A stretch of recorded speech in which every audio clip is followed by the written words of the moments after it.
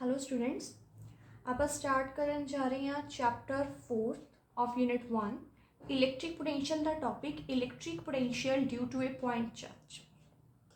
से अपने को एक पॉइंट चार्ज है क्यों जिन्हों आप की कहांगे सोर्स चार्ज।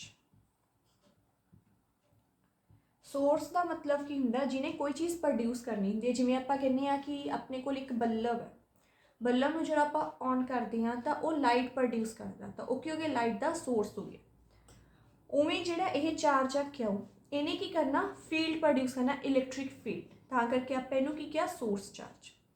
हुण जिहड़ी इलैक्ट्रिक फील्ड वगैरह होंगे आपां नूं विजिबल नहीं होंगी, तो आप उन्हें टेस्टिंग किवें करते होंगे, आप एक सेम चार्ज लैके आउंदे आ।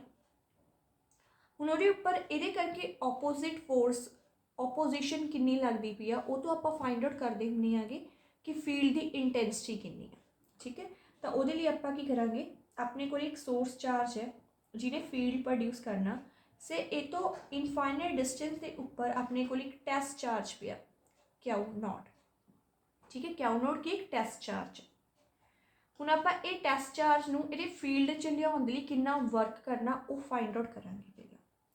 तो से आप जिहड़ा चार्ज है वो पिया ओ पॉइंट के उपर सोर्स चार्ज, जिहड़ा टेस्ट चार्ज है उन्होंने आप ए पॉइंट तक लैके आना, ओ तो ए पॉइंट तक लैके आना। तो इन्हों का जिहड़ा आपस के विच डिस्टेंस है से वो है अपने को आर ए। ठीक है, हुण बेसिकली अपना कंसैप्ट की है आप क्या इलैक्ट्रिक पोटेंशियल फाइंड आउट करना। तो इलैक्ट्रिक पोटेंशियल का जिहड़ा फॉर्मूला हुंदा वो कहना वर्क डन पर unit test charge in moving it from infinity to point A against the electrostatic field of source charge। ठीक है, ये अपने को इलैक्ट्रिक पोटेंशियल है। हुण आपां जे इहनूं लिखना भी है तो आपां किस अकॉर्डिंगली लिखांगे V A minus V infinity is equals to work done कादे लई जो आपां चार्ज नूं इनफिनिटी तो ए पॉइंट तक लेके आए हैं पर unit test charge.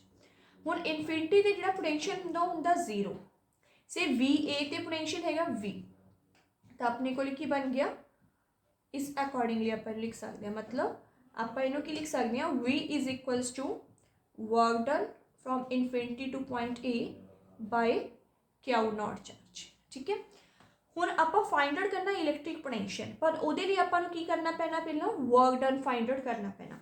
Work done in bringing the test charge from infinite distance to certain distance आर ए दे। ਹੁਣ ਜਦੋਂ ਵੀ ਆਪਾਂ ਇਦਾਂ ਦਾ ਕੁਝ ਕਰਨਾ ਹੁੰਦਾ ਤਾਂ ਆਪਾਂ ਪਹਿਲਾਂ ਸਮੋਲ ਡਿਸਟੈਂਸ ਮੈਜ਼ਰਮੈਂਟਸ ਕਰਦੇ ਹਾਂ। ਤਾਂ ਅਸੀਂ ਕਿਸੇ ਇਨਸਟੈਂਟ ਆਫ ਟਾਈਮ ਦੇ ਉੱਪਰ ਜਦੋਂ ਆਪਾਂ ਇਹਨੂੰ ਆਬਜ਼ਰਵ ਕਰਨਾ ਸਟਾਰਟ ਕੀਤਾ ਟੈਸਟ ਚਾਰਜ ਕਿੱਥੇ ਪਿਆ ਸੀ ਪੀ ਪੁਆਇੰਟ ਦੇ ਉੱਪਰ।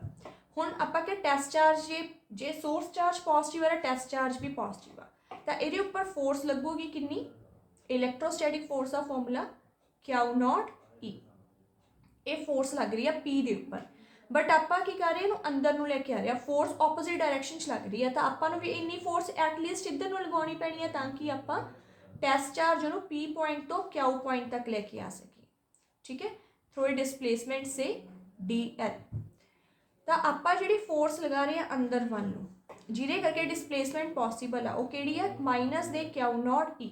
इन्नी आप इलैक्ट्रोस्टैटिक फोर्स लगा रहे हैं ऑपोजिट डायरैक्शन दे विच ताकि जिहड़ा चार्ज आ उन्होंने आप पी पॉइंट तो क्यू पॉइंट तक डिस्प्लेस कर सकीए। से जिहड़ा पी पॉइंट है वो ओरिजन तो यानी कि सोर्स चार्ज तो किन्ने डिस्टेंस के उपर है आर डिस्टेंस के उपर। ठीक है, तो साइनों पहला आप की लिखना small work done in bringing the test charge from point P to Q.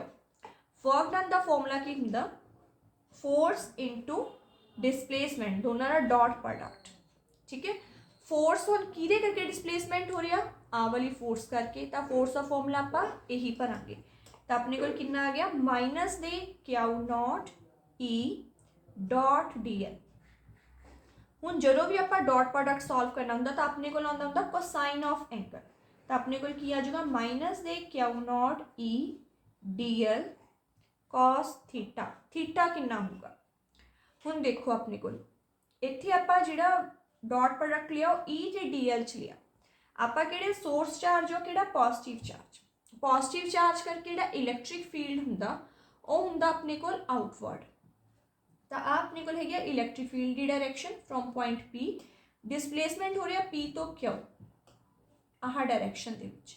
ਤਾਂ ਦੋਨਾਂ ਦੇ ਵਿੱਚ ਐਂਗਲ ਕਿੰਨਾ ਬਣ ਜਾਊ ਆਪਣੇ ਕੋਲ 180 ਡਿਗਰੀ। ਤਾਂ ਆਪਾਂ ਉਰੇ ਕੀ ਲਿਖਾਂਗੇ cos 180 ਡਿਗਰੀ। cos 180 ਡਿਗਰੀ ਦੀ ਵੈਲਿਊ ਹੁੰਦੀ ਆ -1, ਤਾਂ ਆਪਣੇ ਕੋਲ ਇੱਥੇ ਕੀ ਆ ਜਾਊਗਾ -Q0 E dl cos 180 ਦੀ ਵੈਲਿਊ -1। ਤਾਂ ਇੱਥੋਂ ਆਪਣੇ ਕੋਲ ਵਰਕ ਡਨ ਕਿਹਦੇ ਇਕੁਅਲ ਹੈਗਾ small work done in displacing ਦਾ charge from point P to Q is equals to minus दे Q0 E dl। ये अपने को वर्क डन आ गया। हुण जे आपां इत्थे देखिए कि जिन्ने भी आपां डिस्टेंस ले आ वो कादी फॉर्म च लिया R की फॉर्म च ना A O तो लैके A तक का डिस्टेंस R A O तो लैके P तक का डिस्टेंस R। तो आपां इत्थे की भरांगे dl नूं भरांगे आपां माइनस दे dr हो गया small changes in are distance. तो डी एन डी आर च चेंज करना। हुण आपां इत्थे माइनस साइन क्यों लिया आपां आर तो इधर नूं आया अंदर वाल नूं तो डी आर डिस्टेंस माइनस होया तां करके अपने कोल की आया D L is equals to minus दे D R. Therefore D W work done की इक्वल आ जाओ अपने कोल minus Q0 E D R. हुण इत्थे आपां वर्क इलैक्ट्रिक फील्ड की वैल्यू भरनी है। As we know that electric field की वैल्यू कितनी होंदी है अपने को आप सैकेंड चैप्टर जो फॉर्मूला ड्राइव किया सी वैल्यू कितनी सी 1/4πε0 टेस्ट चार्ज नहीं लिखना इत्थे इत्थे की लिखना आप सिर्फ सोर्स चार्ज क्यों डिस्टेंस कितना P पॉइंट दा r²।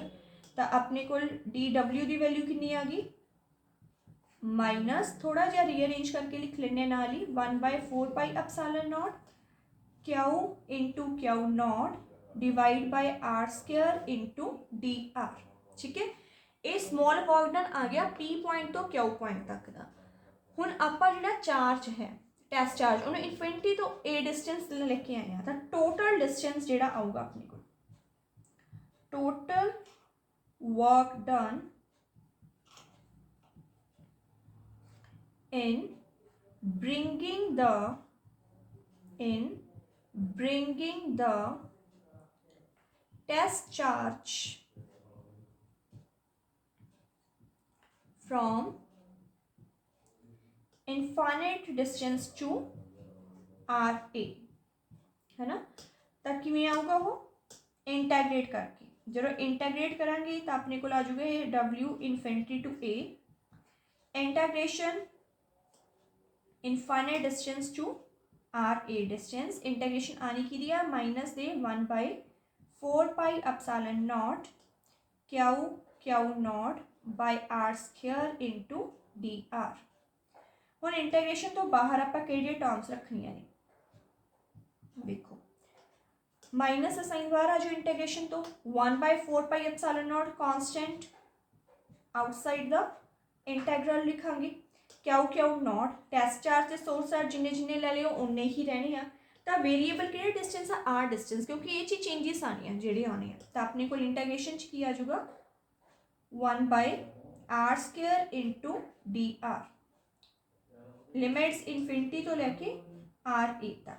ठीक है हुण बस इन्होंने सॉल्व करना -1/4πε0 Q0 देखो आर दी पावर 1/r दी पावर 2 है जो आप न्यूमिनेटर च लेके आना कितनी आ जाओ माइनस दे 2। ठीक है हुण इहनूं सॉल्व करना इंटीग्रेशन नूं सॉल्व किद्दां करदे हुंदे आपां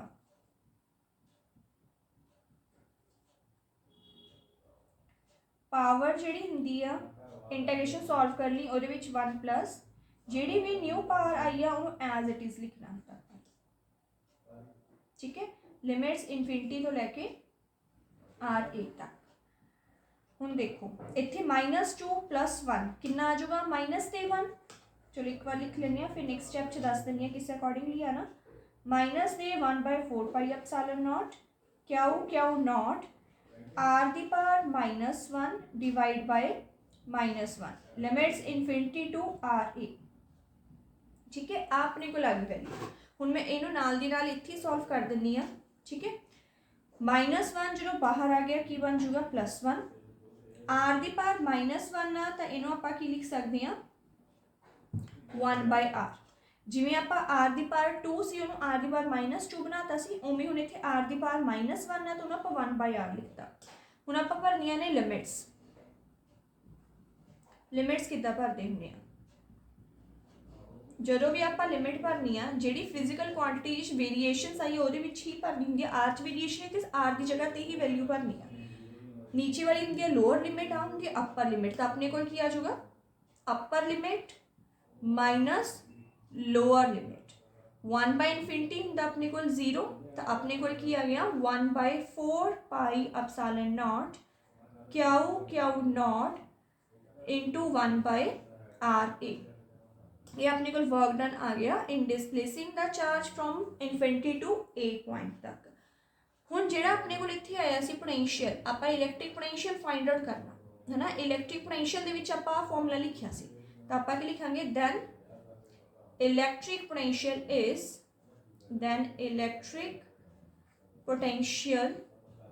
is V is equals to W infinity to A divide by Q not.